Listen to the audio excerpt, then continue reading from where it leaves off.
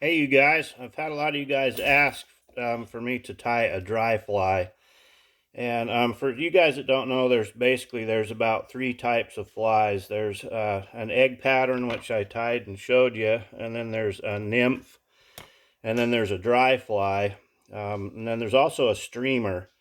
This would be a dry fly, and what this does is it floats on the surface, so your fish, after the bug hatches, it comes to the top, and then it comes into what is the adult form. And your fish key on that, they'll actually come right out of the water and grab a dry fly, which is exciting for the fishermen.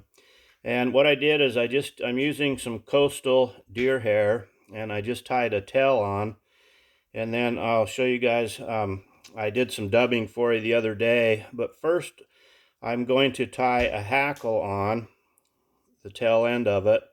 And I believe I showed you guys what hackles look like. They're just basically a rooster feather. So I'm going to tie that on, and then I'm going to do some dubbing. And what this is it's called a stimulator.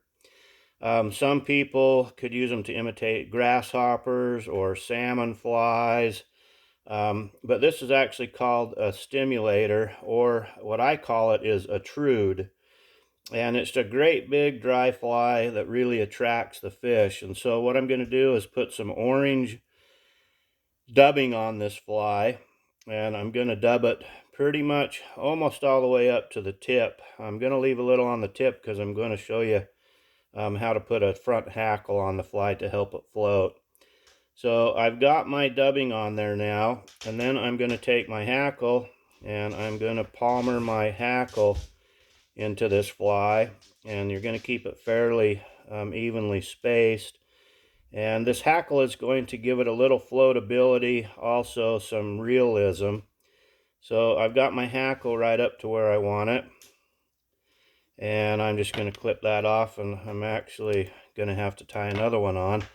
Then I'm going to take some more coastal deer hair, and the nice thing about coastal deer hair, or if you want to use elk hair, anything you want to use, is it's hollow inside, and so it floats. So rule of thumb with your deer hair is you want to be about the same length as your shank of your hook. So I've got that here now, and I'm going to tie that on. What you want to do is tie around the deer hair, then come back up the shank of your hook, then go back down around your deer hair, and then you can cinch it down. And you can see how that kind of puffed out. When you get to that point, you're going to take another hackle, and you're going to tie your hackle on there. And then you're going to do a little more dubbing for the head of your fly, and just a real thin layer. You don't want too much dubbing on there because it'll grab water and it'll sink. It'll help sink the fly, and you want this fly to float. So now I've got my orange head on there, and then I'm going to heavily hackle the front of this fly, and it'll help the fly float some more, and it really gives the fly some great realism. Looks like a bug. It holds the fly above water, and I want it to show that orange through there a little bit. It's called a stimulator for a reason, because it stimulates a bite from the fish. So then I'm going to tie just a couple half hitches, try to save time on this video so it's not too long for you guys. But this is one of the most famous dry flies that there is.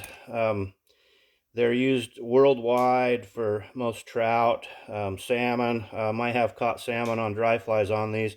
What I like to do is I like to kind of clip it straight across right there, and it makes it sit on the water better.